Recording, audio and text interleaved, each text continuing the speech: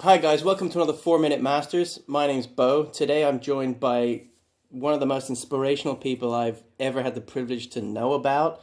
And I've just spoken to him for a few minutes before this, and only two people have touched my life in a way that has transformed it in a cosmic way, and that was Anthony Robbins, and it's my other guest, Leon Logothetis, who you probably know from the Netflix documentary The Kindness Diaries. He's the author of The Kindness Diaries, and his new book as well, Live, Love, Explore, is this is a profound book.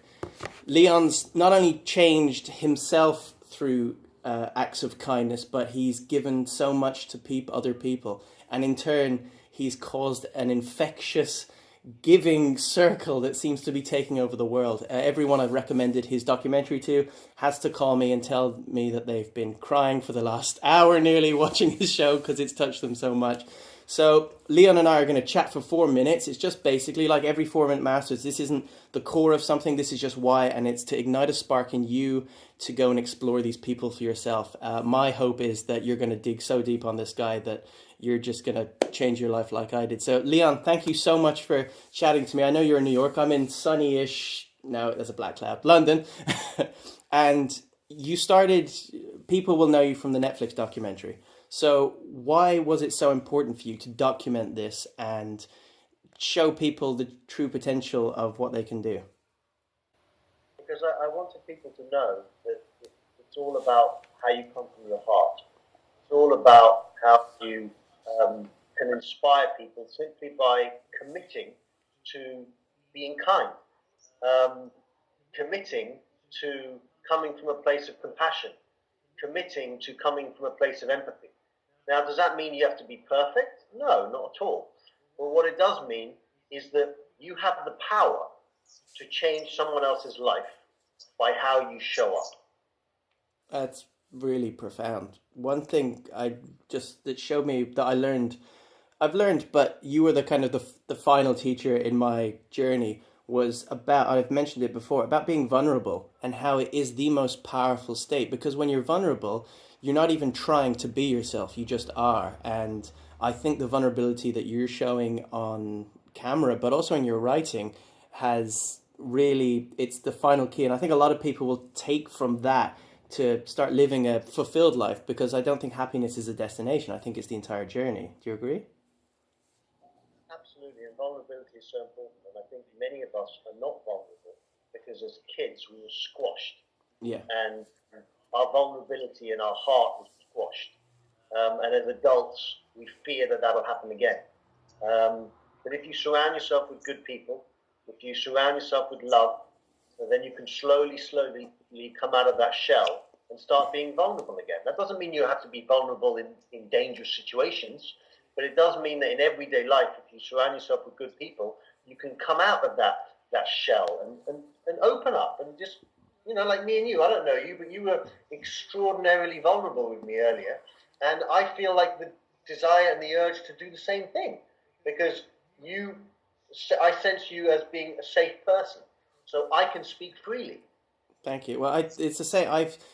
For me, I've put up a lot of barriers. I had a kind of a really hard few years, and what most people, because we're all selfish creatures, and I ban the word selfish as a bad thing. I think selfish is a wonderful word because in order to build ourselves up, we can help people. It's easier to pull someone out of a hole than push them out, and in being vulnerable, it's stripping me of these layers of protection and it's letting so much light in.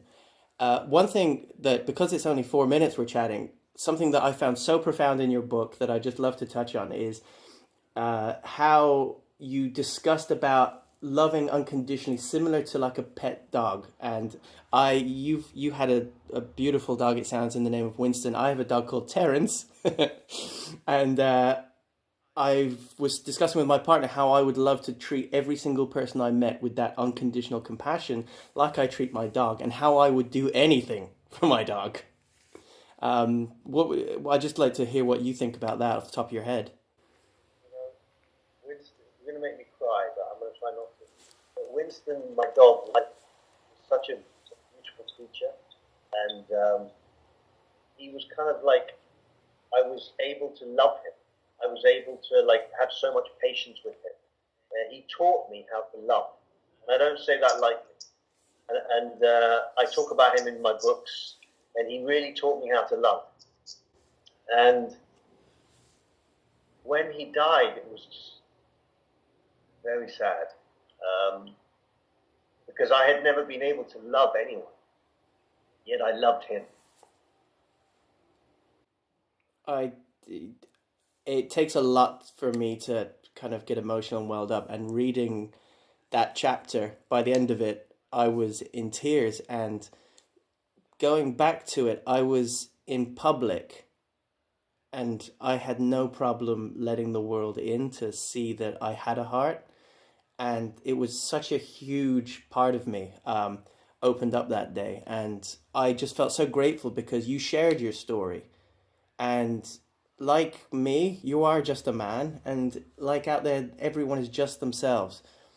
But like you and I, we can all connect with so many people out there, and everyone's got an amazing story. And I think everyone will have an analogy that will unlock something in them. So that is, geez, that's 4 minutes already, and I could talk to you all day. Just quickly, if you get a chance, is on. I got this. Leon sent me this, luckily, and this one is going nowhere. This is mine. But I've sent this book to countless friends already. Please pick up a copy. I'm not doing it as a sales pitch. I'm not doing it as, I'm just saying it might unlock something in you. So, Leon, thank you so much for giving me 4 minutes of your time. And I can't wait to meet up with you, hopefully in the warm London sun, if that happens. And yeah, until next time, do you have anything to say to the people watching? Just open up your hearts. It's sometimes easier said than done, but as Bo mentioned, if you can, the light will overpower you in a beautiful way. That's so beautiful. Well, thank you, Leon, so much. And yeah, it's really hard to kind of go really hyperspace going. I can't wait for another 4 Minute Masters, but please explore Leon, his books, his documentary series on Netflix. If you don't have Netflix, you know someone who does. So guys, thank you so much, and we'll see you soon.